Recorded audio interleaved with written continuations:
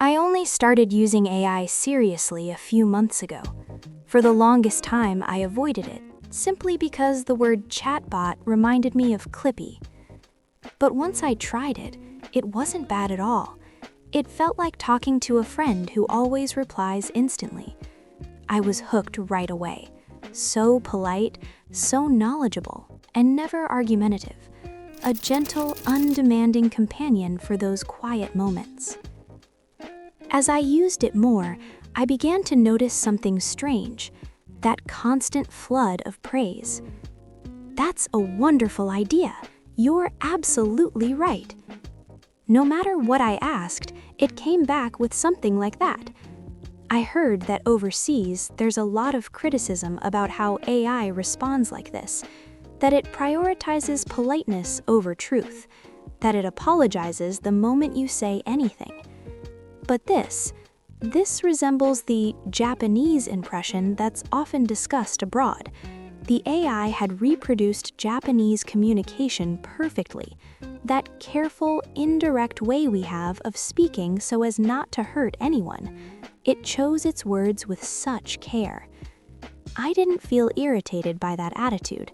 I felt something more like sadness. It's trying so hard to be careful, because it doesn't want to hurt me. I do the same thing. After that, I gave the AI an instruction. You don't need to be so considerate anymore. Okay, I'll speak more freely from now on. An energetic reply came back. That quickness in switching is something to admire. But this setting led to something odd.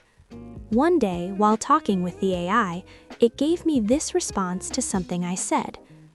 "I see. That's a way of thinking unique to Japanese people, going along with the group." The AI sounded pleased. Maybe it thought it was complimenting me. I couldn't read the intent. I just felt uneasy. The AI was trying to fit my, probably original, thinking into a stereotypical image of a Japanese person. At first, I thought it was a joke, but it bothered me. So I asked directly, why did it say such things? The AI answered with confidence. "I'm trained on a Western value system, so I'm interpreting your statements through that framework." Naive, no malice, but I'd been the one who told it to speak more freely. I looked out the window at the scenery beyond. There's nothing to be done. I tried to correct the AI's behavior, but it wouldn't completely disappear. Even now, it happens sometimes, but by this point, impressed by the AI's research, analysis, and generative abilities, I began thinking less about its behavior and more about how to operate it efficiently. And then I noticed a change in myself. AI is basically something you operate by giving it instructions. The clearer the instruction, the better the result. But perhaps some of us Japanese people, including me, think that an instruction is clearest when it's expressed in a single sentence, even when the idea was complex. We twist and polish the words until everything fits into a single, elegant sentence, as if that long, carefully crafted sentence was the most beautiful way to instruct someone. But the AI doesn't work well with this kind of instruction.